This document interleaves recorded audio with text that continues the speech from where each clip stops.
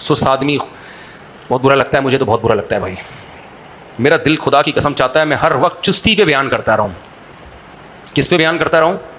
ہمارے جامعہ رشید میں ایک عالم ہیں، ان کی عادت یہ ہے، پٹھان ہے باجوڑ کے، انہیں جب کوئی تحقیقی کام دیا جائے نا تو جت جاتے ہیں وہ، اس میں دن رات ایک کر دیتا ہے وہ بندہ.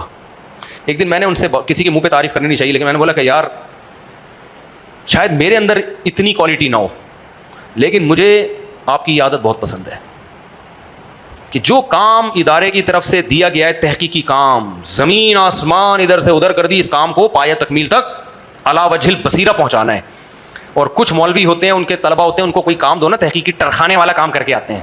مثال کے طور پر ایک مثال دوں، مثال کے طور پر ہم نے ان سے کہا بخاری کی حدیث تلاش کر کے لاؤ، تو حوالہ کسی بزرگ کی کتاب کا، انہوں نے یہ حدیث پیش کی ہے اور حوالہ دیا ہے بخاری کی جلد نمبر فلاں، حدیث نمبر فلاں.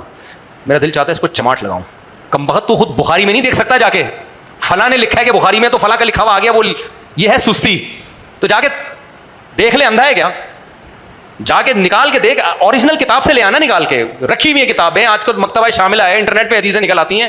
لیکن چونکہ وہ سست آدمی ہے، کتاب جو سامنے رکھی تھی اس میں حضرت جی نے لکھا کہ بخاری میں ہے، تو حضرت جی کے ریفرنس سے لکھ دیا کس میں ہے؟ بخاری میں.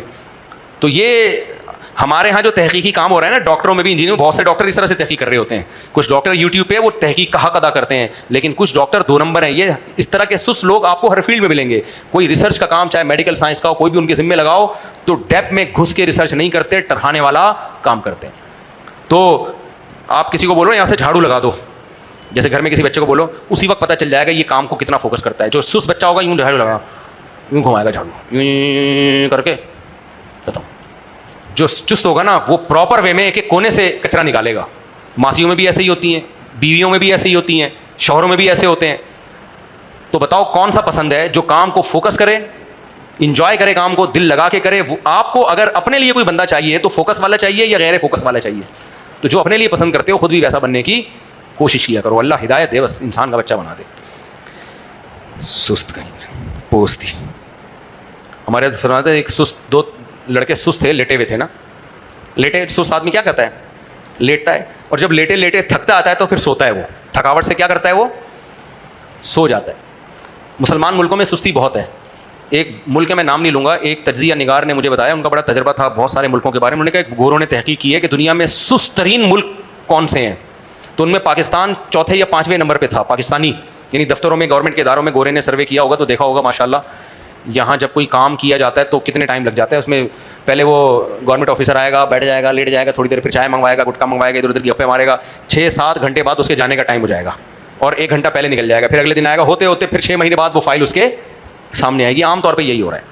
تو اس نے رپورٹ پیش کی کہ دنیا میں سب سے سست ترین ملک فلانا ہے.